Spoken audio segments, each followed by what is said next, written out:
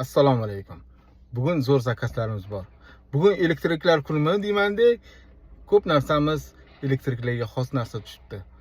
Qani ko'ramiz. Birinchi tanishtiradigan narsamiz mana kuvalda. Kuvaldamiz 1 kilolik. Mana moshni. Kuvaldamiz 1 kilolik. Bemalol bolg'ondan ham foydalansa bo'ladi, lekin sal og'irroq. Modelni qarang. Hop. Keyingisi dielektrik ko'rsatkichimiz bo'ladi. Buni paketda, mashina paketi bilan chiroyli qilib topshiramiz. Ustlariga qog'ozlarni yopishtirib, shunday topshiramiz. Bularga switch o'raymiz. Hop, ikkinchisi shpatelimiz. Shpatelimizda har xil o'lchamdagisi bor. Bunisi 125 talik shpatelimiz ekan. Mana shpatellar. Kontrastni qarang. Bu o'zingiz aksizni ham ko'rsatib beradi, ko'rasizmi?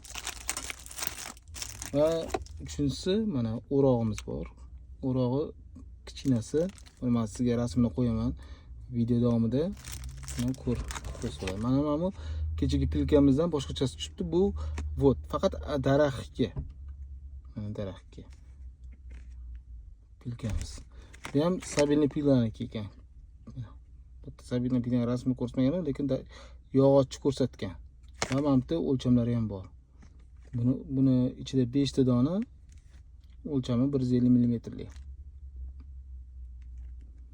Va yana bitta shpatelimiz bor. Shpatelimiz hop 250 talik shpatelimiz bu. Mana o'lchamlari, qo'linikini ko'rasizmi? Bu hammasi plastik. Hammasi plastikdan ishlangan. Mana bu osib qo'ygan anaqasi bor. En zo'rlari mana bu yerda yana bitta kleshimiz bor. En zo'ri mana klesh apparatlarimiz. Klesh apparatimiz elektriklar uchun zo'r vosita. Mana bu yerda simlari bor. Batareykasi hali yangiga qo'ymadim, lekin inshaalloh ishlashga garantiya bor. Mana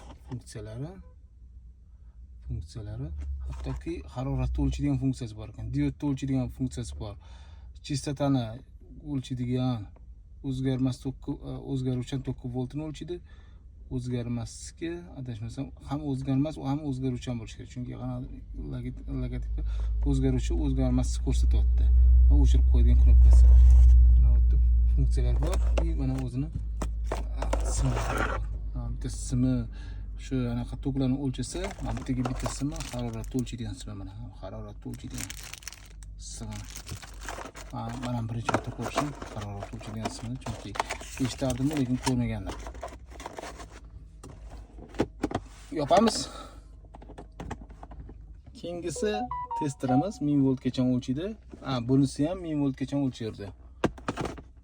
Mana bu yerda IC DC, ya'ni o'zgaruvchan va o'zgarmas tok o'lchaydi. Bu yerda ham testerimiz IC va DC bor. Bu testerimizni ham ochib ko'ramiz. Mana chiroq funksiyasi bor. Bunda ham manimcha batareykasi qo'yilmagan. Mana o'sha funksiyada turibdi. Hozircha tegmaymiz. Hold knopkasi.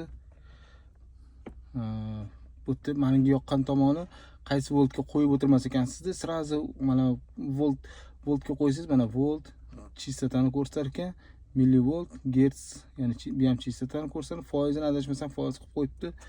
Mana bu diodlar signalchasi ham bor ekan, ko'rasizmi? Bu yerda ham xuddi harorat o'lchaydigan anaqasi bor ekan, shupi bor ekan. Mana shupi ham bor ekan. To'g'ri. Zo'r.